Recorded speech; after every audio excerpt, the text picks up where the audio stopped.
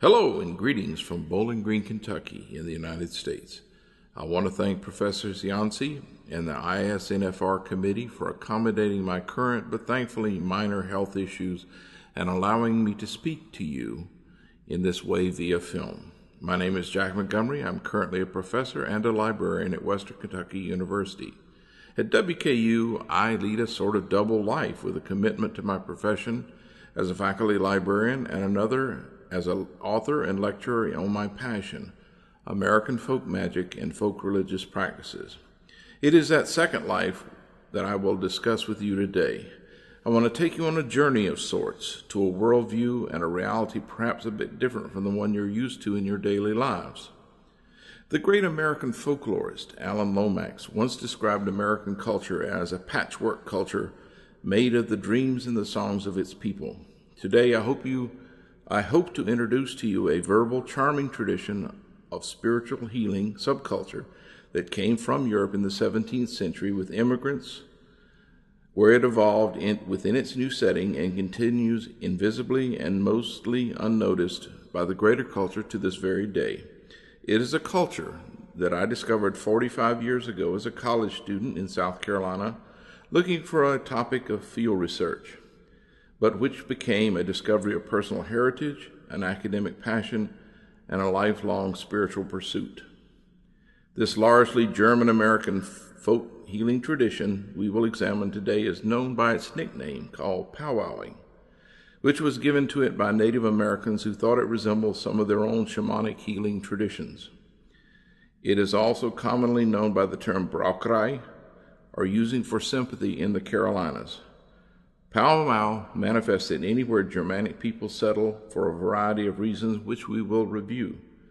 I must say at the outset that in the short time we have today, I can only scratch the surface of this topic and provide you only a glimpse of this amazing tradition. So let's begin. Slide 2. As I said earlier, there are two places in the American colonies where powwow tradition became concentrated. First and foremost was in the state of Pennsylvania, and second was in certain areas of the southern region called Appalachia, which includes both North and South Carolina, Virginia, and Georgia. Most of my early field research was focused in a region of South Carolina called the Dutch Fork. You've probably heard the term Pennsylvania Dutch, but that's a misleading term. The use of the word Dutch resulted from a mispronunciation of the word Deutsch, or German. My own mother's family were descended from German-speaking people who arrived in Maryland around 1800 and migrated to German settlements in western North Carolina, where I discovered they were also familiar with powwowing via my great-grandfather Wagner. So let's look at how these Germans got to the Carolinas. In the early part of the 18th century, life for many people along the German-Swiss border and the Rhineland was difficult at best. Devastated by wars and economically oppressed by the local gentry and often persecuted for their religious differences, many people in this area were ready to find something new for their lives and the lives of their children. As if to answer this dissatisfaction, the Colonial Planters Society in the coastal Carolinas sent enticing advertisements extolling the climate and the life in the New World of the Carolinas and disseminated those pamphlets all through the Rhine Valley, promising a new land of wealth and opportunity. However, rather than fueled by simple altruism, these American planters wanted to create a human barrier between themselves and the Native American tribes, which had been pushed out of the low country and occasionally still harassed the coastal peoples. In addition, there were escaped indentured English, Scots, and Irish who had fled their indentures and the slave-like conditions of those indentures and formed communities of people considered to be lawless and dangerous. This induced immigration from the Swiss area of Germany called the Palatines began in 1709, and soon the mid-state of South Carolina was secure and productive as a trade in certain commodities like lumber began to flourish. The red iron-rich clay produced high-quality pottery, and the craftsmanship of the German settlers became renowned. As a result, old ways and beliefs about life, illness, and the nature of reality reemerged. The result was that the practice of powwowing or using for sympathy was preserved and flourished. The colonists became clannish and provincial, a posture that remained until very recent times. Slide 3. Using for sympathy, or using it as it was called, associated also with the all-too-common hex signs and sacred fractures that were in almost every home in the Dutch Fork, as you see in the middle of slide 3 and below it. Every house, even today, has a iron horseshoe nailed over the front door to prevent the entrance of negative spirits. Iron is considered to be an active apotropaic element which disrupts psychic energy. Out of this cultural isolation, provincialism, came certain magical adepts in the Fork.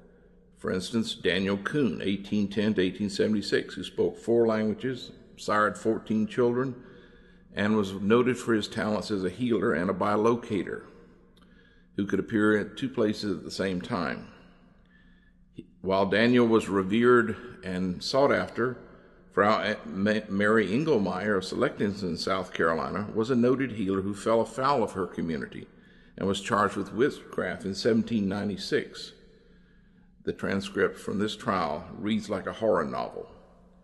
Her house was a true hex house which faced east between 2 bodies of running water, had 3 separate doors to enter it in order to block the entrance of spirits. The house was eventually purchased by my primary field contact, Lee Rouse Gandy, who was also known as a master witch or a hexenmeister. One thing to remember that a powwow, no matter how revered, always walked a thin social line of acceptance. If he was successful and the patient recovered, the powwow was seen as a benefactor, as with Daniel Kuhn.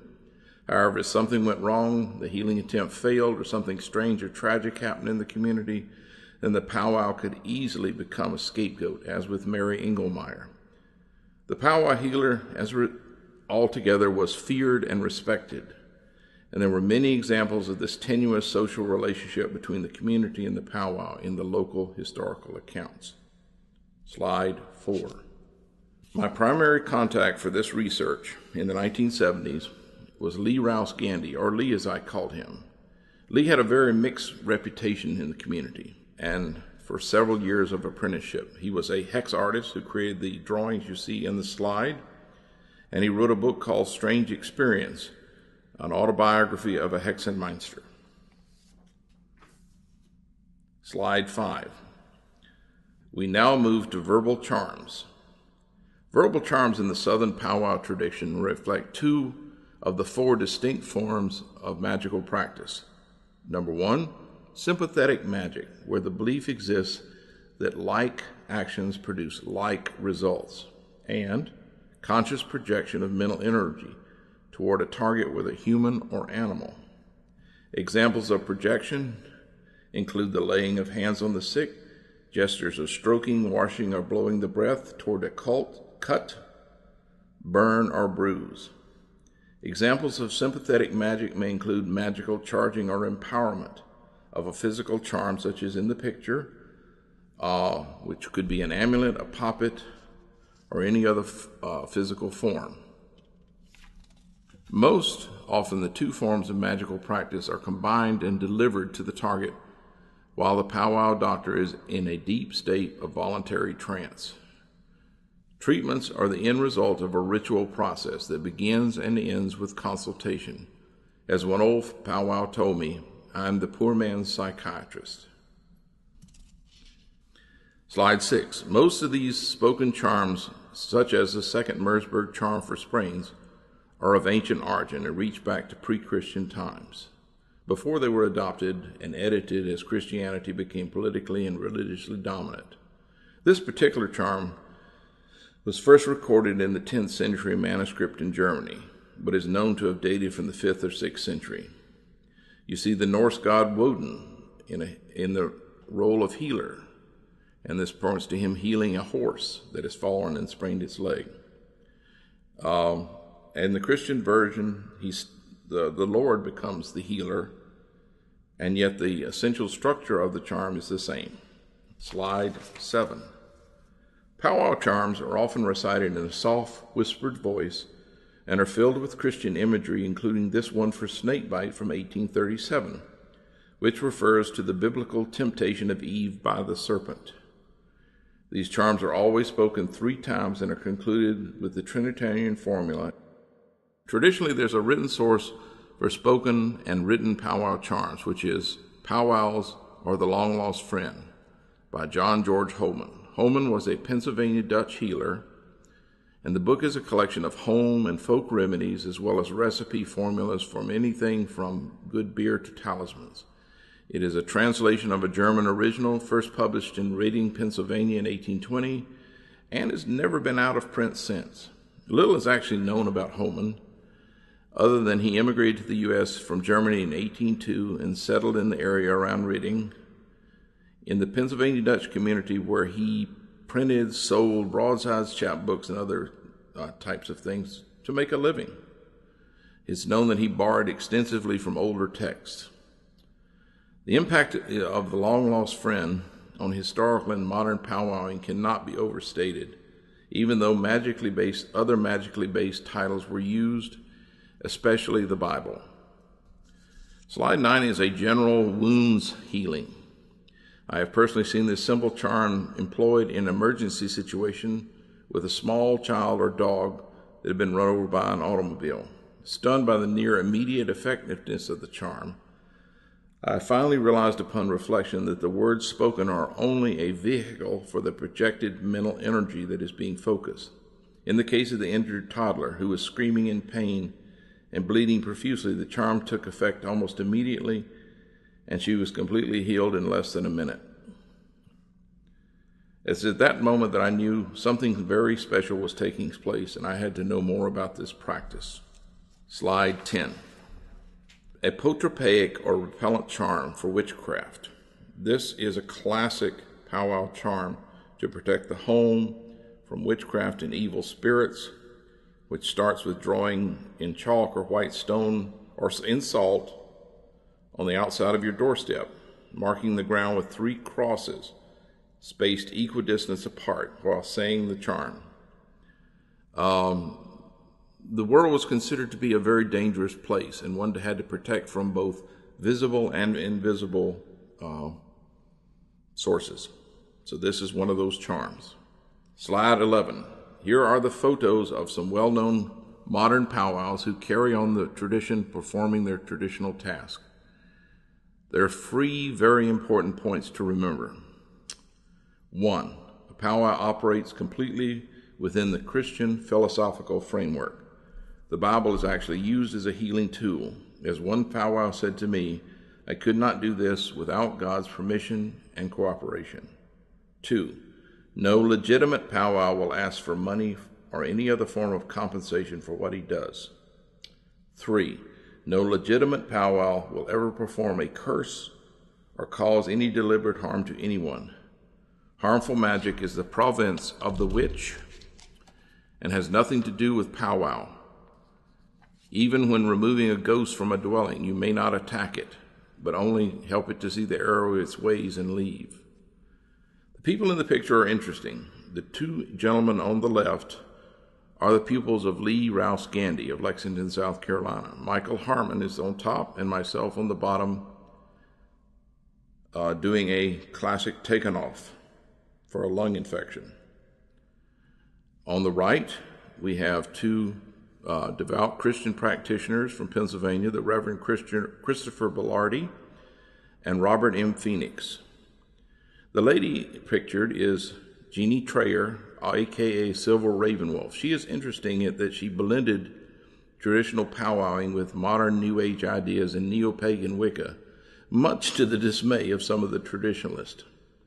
In the center is Patrick Don Moyer of Kutztown University. Patrick is the finest scholar of the Pennsylvania tradition alive today. You know, being a librarian, I have to recommend books for you to read. There are books on the Long Lost Friend on the left. There's an analysis and 2 analysis, one by Patrick Don Moyer. There's Lee Gandy's book, Strange Experience, The Secrets of a Hexenmeister, if you can find a copy. There's Chris Belardi's The Red Church, a very academic take on powwow from David Cribble, and even a movie called Apprentice to Murder. In the center, you have American Shamans, Journeys with Traditional Healers, which is my memoir of the last 30 years of work with these people. And you have Patrick Don Moyer's Powwowing in Pennsylvania, which is an exceptional book. And with that, I want to thank you for your kind patience and attention, and I'll do my best to answer any questions you may have now or later by email. Thank you.